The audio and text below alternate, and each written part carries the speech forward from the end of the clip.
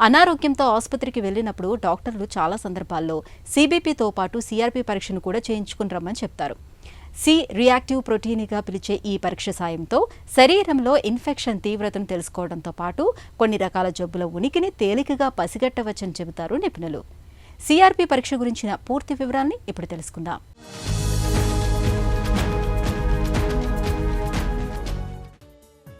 Doctor దగ్గరికి వెళ్ళినప్పుడు కొన్నిసార్లు సిఆర్పి పరీక్ష చేయించుకోవాలని చెబుతుంటారు. దీని ఉద్దేశం రక్తంలో సి రియాక్టివ్ ప్రోటీన్ మోతాదులను తెలుసుకోవటం. ఇన్ఫ్లమేషన్ అంటే వాపు ప్రక్రియ ప్రతిస్పందనలో భాగంగా కాలేయం దీన్ని తయారు చేస్తుంటుంది. గాయాలు, ఇన్ఫెక్షన్లు, జబ్బుల వంటి వాటి నుంచి కాపాడుకోవటానికి, కోలుకోవటానికి శరీరం చేసే ప్రయత్నమే వాపు ప్రక్రియ.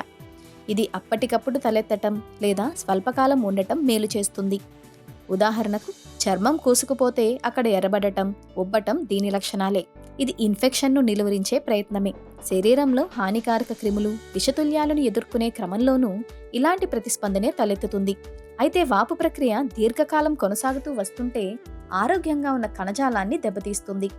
ఇలాంటి రకం వాపు ప్రక్రియ సాధారణంగా స్వీయ రోగ నిరోధక జబ్బుల్లో కనిపిస్తుంటుంది.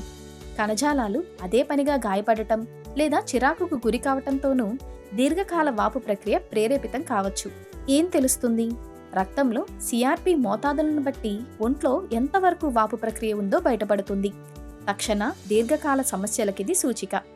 సిఆర్పి ఎక్కువగా ఉంటే బ్యాక్టీరియా లేదా viral infection, Crohn's ulcerative colitis వంటి పేగుపూత జబ్బులు, ల్యూపస్, రుమటాయిడ్ ఆర్థరైటిస్ వంటి స్వీయ రోగనిరోధక సమస్యలు, ఉబ్బసం వంటి ఊపిరితిత్తుల జబ్బులు ఉండొచ్చని అర్థం.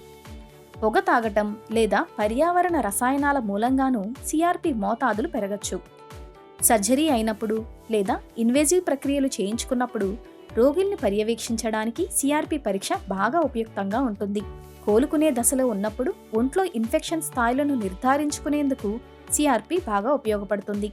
సిఆర్పి స్థాయిలు బాగా ఎక్కువగా ఉన్నప్పుడు డాక్టర్లు అదనంగా మరిన్ని పరీక్షలు సూచిస్తుంటారు.